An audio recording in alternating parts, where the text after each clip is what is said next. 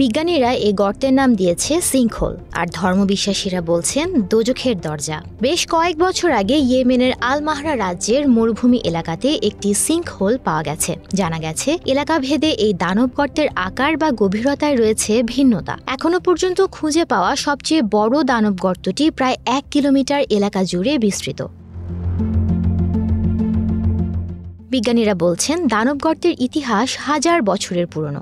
America, Japan, Croatia, Italy, Mexico, Israel, Bharat এবং তুরস্ক সহ বিশ্বের বিভিন্ন দেশে হুট করেই এসব বিরাট বিরাট গর্তের সৃষ্টি হয়। ব্যাপক ধ্বংসযজ্ঞের নজিরও রয়েছে। অনেকে আবার দাবি করেছেন এমন দানবীয় গর্ত সৃষ্টিতে প্রকৃতি নয়, বরং মানুষই প্রধানভাবে দায়ী। রাস্তায়, খেলার মাঠে, পুকুর কিংবা সুইমিং পুলে কিংবা উন্মুক্ত প্রান্তরে যে কোনো সময়ে ঘটে যেতে পারে এমন প্রাকৃতিক বিপর্যয়। বলা হচ্ছে বৃষ্টির পানি মাটির ভেতর প্রবেশ করে সেখানে স্তরের মতো সৃষ্টি করে। সেচ কাজের জন্য বিপুল পরিমাণ পানি উত্তোলন করা হলে মাটির ভিতর এক ধরনের ফাঁপা তৈরি হয়। তখন এই মাটির চাপে ভূমিধস হয়ে বড় আকারের গর্তের সৃষ্টি হয়। তবে যুক্তরাষ্ট্রের ভূতাত্ত্বিক জরিপ সংস্থা USGS এর মতে পানি উত্তোলন ছাড়াও চুনাপাথর, কপার ও জিপসাম উত্তোলনের ফলেও তৈরি হতে পারে এই বিশাল আকারের সিঙ্কহোল।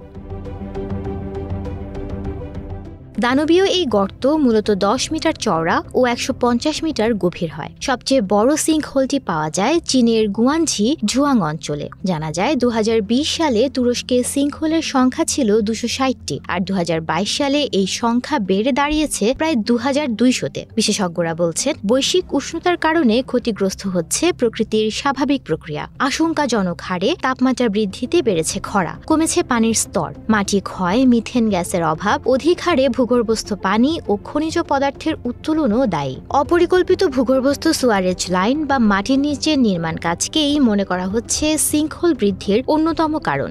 এইগুলোর কারণে বাংলাদেশেও ঘটে যেতে পারে এমন কোনো ঘটনা যে কোনো সময়।